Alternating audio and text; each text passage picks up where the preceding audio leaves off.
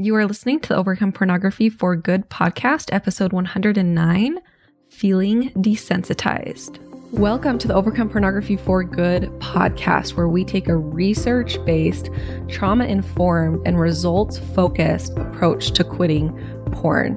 This approach has been revolutionary and changed thousands and thousands of lives. I'm your host, Sarah Brewer. Hey, you guys, welcome to the podcast this week. How's everyone doing? Hope you guys are having a good winter. For those of you that live in the cold winter areas where it's cold during the winter, I keep finding people online that live in Australia and New Zealand. They just keep popping up on my social media feed. And I have never been so fascinated and interested in that side of the world as I am now, but it looks gorgeous. I follow this gal online and she always has koalas in her yard, and the view from her backyard is insane. I keep thinking to myself, wait, am I supposed to live in Australia? like, am I supposed to be there? I kind of feel like I'm supposed to be there on the whole other side of the world. Oh man, that'd be hard to, absolutely zero contacts or family or anyone that we know over on that side of the world. So that'd be a pretty big move. But you know what? I think someday we're going to get an RV around New Zealand or RV around Australia. Oh, okay. I just decided that's going on my bucket list. So I know some of you are from that side of the world who are listening. So those of you who are in Australia, New Zealand over there, man, from what I see online, it looks pretty beautiful. Okay, let's hop into the content today. Actually, before we hop into the content, I do just want to say thank you so much for leaving me reviews and ratings. I want to share one that I recently got. It looks like just last week.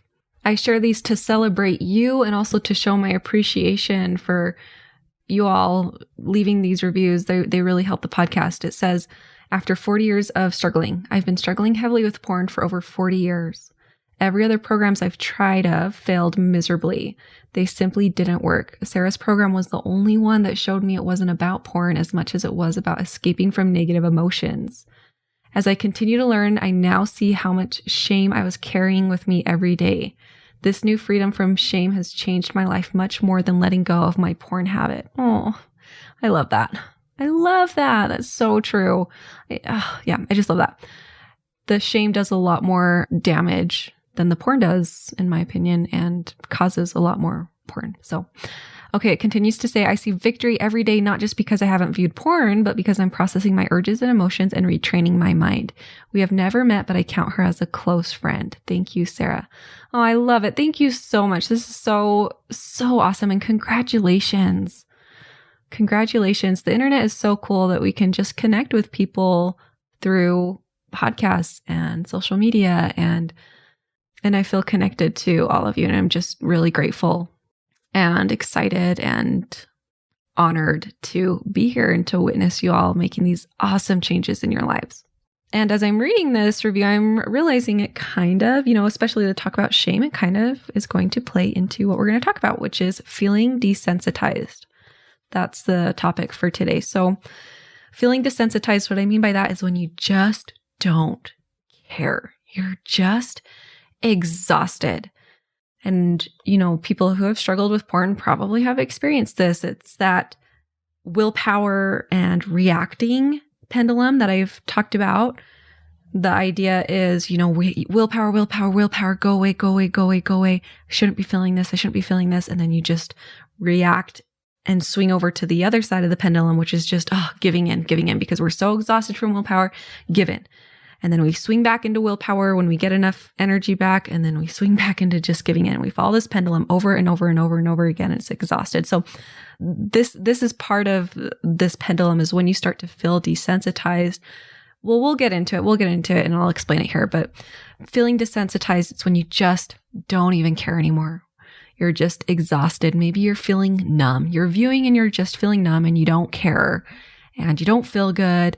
And you also don't feel bad, or you don't feel deep shame. You're just totally desensitized and just like, oh, whatever, I'm viewing and I'm not even going to think about it. This happens when you can no longer tolerate the moral incongruence, the dissonance between what you're doing and what you think you should be doing. Okay. I did a whole episode with Ryan Hewitt, who is a researcher around pornography, around this idea of moral incongruence, but it shows up over and over and over again in all these studies around pornography. Moral incongruence is the gap between what you're doing and what you believe you should be doing. And so people who believe that porn is very bad and very evil, and they are viewing porn and they can't seem to stop, that moral incongruence, that space is very large. Someone who believes, porn isn't great for me, but it's okay and nothing, it's not too bad. I'm looking at stuff that isn't horrible. And they are viewing, there's a smaller amount of moral incongruence. And, people who have, no thoughts or feelings about pornography, and they have an even smaller window of moral incongruence. So the higher the moral incongruence, the more likely, there's lots of studies, and we talked about this in depth on that podcast, but the higher your likelihood of labeling it as an addiction, even if it isn't quite addiction behavior, and the higher that moral incongruence, the deeper the shame, right? And so that moral incongruence makes it really difficult for someone who is stuck in a pornography habit to get out of it. And so this feeling desensitized, this period of just, I don't even give a, I'm trying not to swear.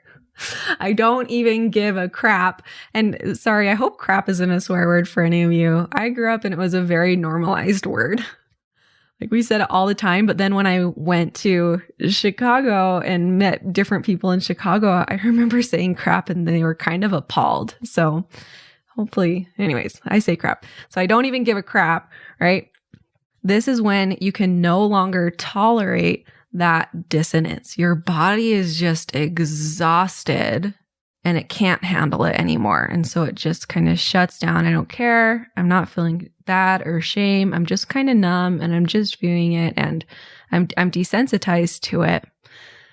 Now I want us to start thinking about this a little bit different, because a lot of times when this happens, people think that the solution is we gotta tell them how bad it is. I have to remind myself how bad this is.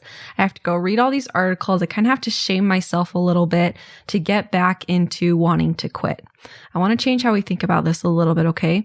So when your body shuts down and you can't tolerate that dissonance anymore, you're just not feeling good, you don't feel bad or deep shame, you just don't care and you're just exhausted, this is your body giving you a signal.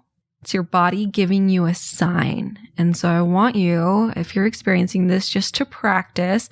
And at any point in your porn journey, you don't have to be experiencing this to practice this, but practice asking yourself, asking your body, taking a breath, quieting everything around you, breathing, and asking your body, what is it that you are telling me? What is it that you are saying to me?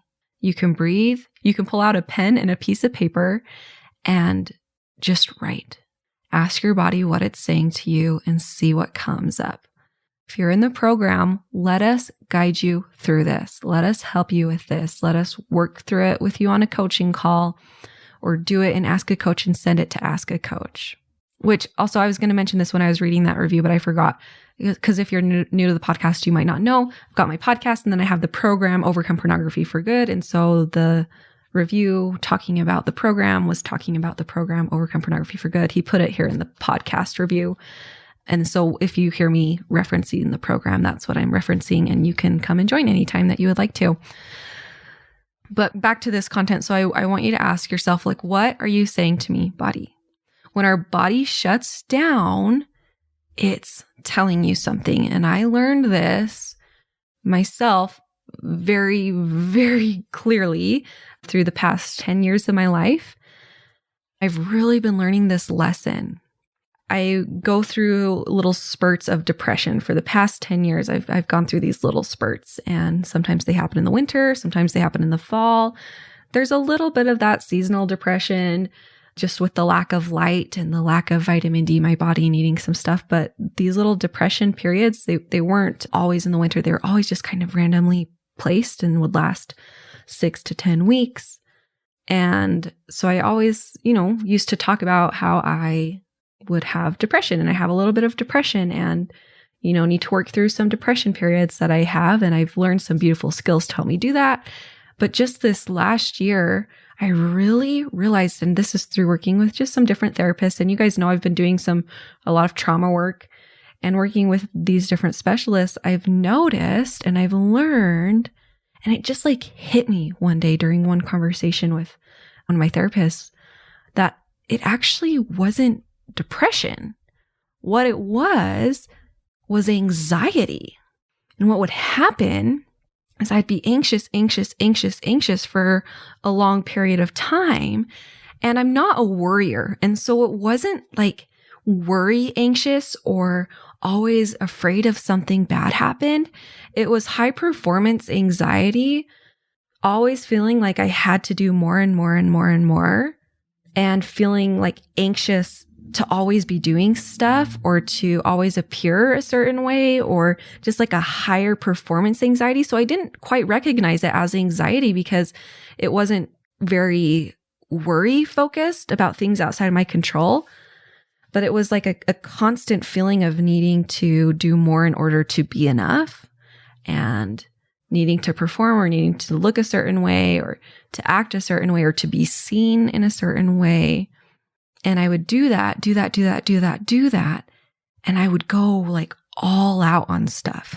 Like this is just my pattern, or it was. It's not quite anymore. But I always laugh when I think about these periods of, going crazy with my college work, like doing insane amounts of credits, very fast periods of time, or working really hard. And then I would fall into a little bit of a depression for 6 to 10 weeks. And so it wasn't depression, it was anxiety. And then my body would shut down. The depression periods were caused by high periods of anxiety. And I remember once explaining it to someone, but I still didn't really like understand it or get it. But I explained it to someone like, it's like I'm a train and I'm going up a hill and I'm going faster and faster and faster and faster and faster. And every second I'm just getting faster. And then all of a sudden I just crash and burn. Yeah. The crash and burn wasn't the problem. The problem was that I was going too fast and had a lot of anxiety that I hadn't looked at or worked on or even recognized. Okay, so the crash and burn wasn't the problem and wasn't what was causing the crash and burn. The crash and burn was being caused by those high periods of anxiety. And so I learned this, my body crashing like that was telling me that you're too worked up, you're going too fast, and we can't handle it. We can't handle it. And so we crash and burn into these depression cycles because we can't handle this constant state of anxiousness. Once I started seeing that and listening to that crash and burn instead of just demonizing that crash and burn, oh, what's wrong with me? Like I should be able to get out of bed. I should be able to get up. What is wrong with me, right? Instead of shaming that part of me that crashed and burned, I listened to it. I learned from it and I learned, oh my gosh, it's telling me that it can't handle all these high periods of anxiety. That makes so much sense. And so this desensitization, I want you to ask yourself, what is this period telling me? And I'll tell you what I see often over and over and over again is it's telling them that the moral incongruence is just too much. It's just too much for where they're at. Their body can't handle it anymore. It's exhausting being in a constant state of this moral incongruence of I'm not living up to what I should be doing. I'm not good enough. I know what I should be doing, but I'm not doing it. That's exhausting. And that will often lead to these points of just not even giving a crap, feeling desensitized. It's this shame apathy trap. I've done another episode on this, this concept called the shame apathy trap, which you can listen to if this is really resonating with you. There's some extra content there. Sometimes people think that the way out of these crash and burn feeling desensitized periods is to increase the moral congruence, right? Like I just said, we have to remind them how bad it is. We need to tell them that it's going to ruin their lives. We need to really come down with the hammer. But what I see is that usually has the opposite effect. There's more crashing and burning. We can get enough energy maybe to start willpowering again and trying to change again. And then we slip up and we crash and burn and binge again. And then we just feel desensitized, and that happens a lot more often. So what I do see working in my clients is that we need to lower and decrease the moral incongruence. Now, there's a couple of ways of doing this. The first could be lowering expectations, lowering the things that you expect of yourself. And sometimes, for my clients, that looks like, hey, we're going to quit this. And long-term, I'm thinking long-term, absolutely, this isn't going to be a part of my life, but I'm not going to expect myself to be done right now. And my expectations are a little bit lower.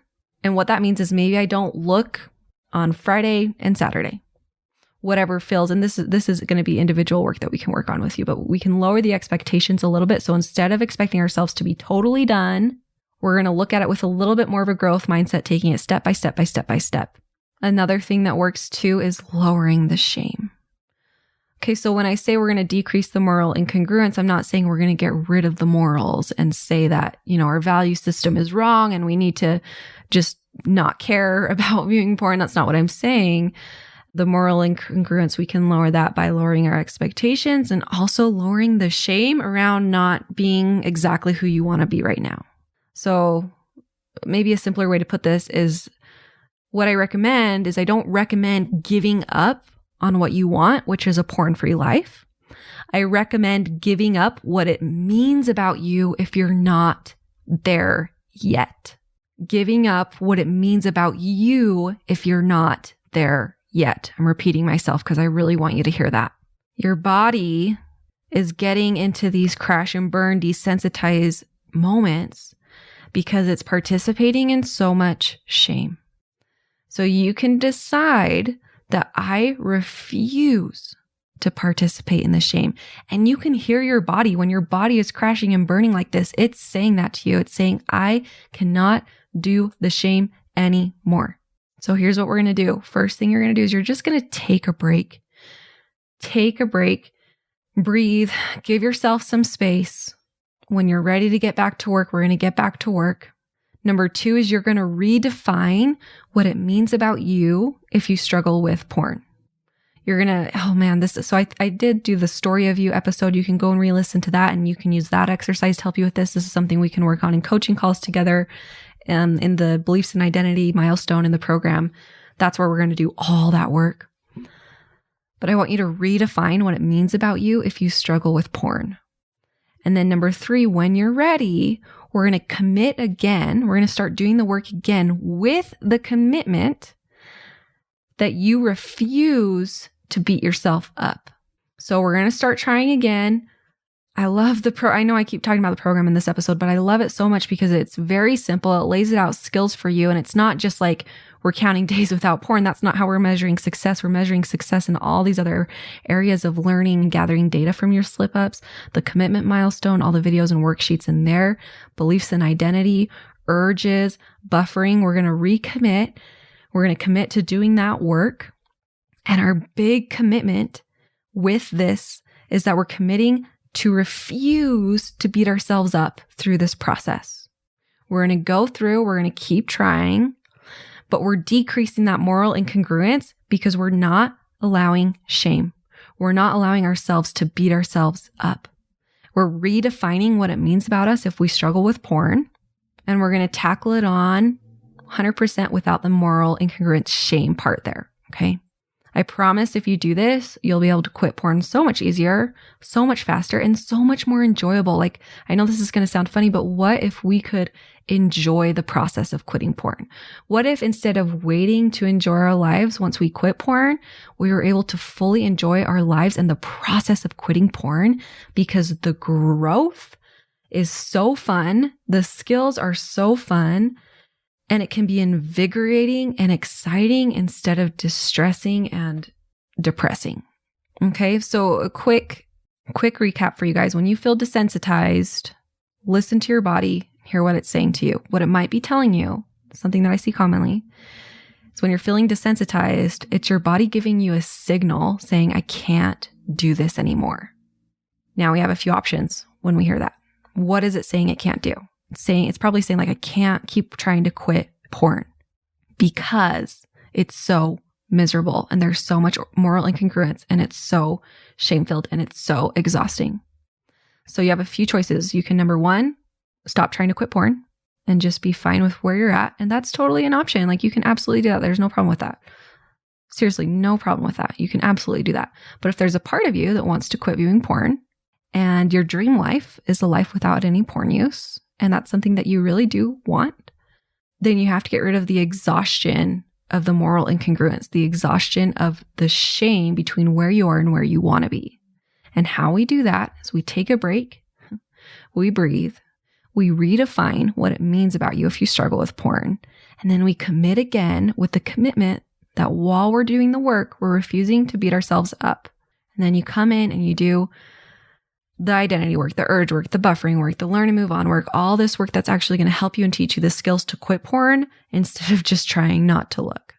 Okay. All right, you guys, if you want to come in and do that work, we have it all laid out for you. We have lifetime access to the coaching and the coaching calls. I got a really awesome message from someone this last week that said, is this real?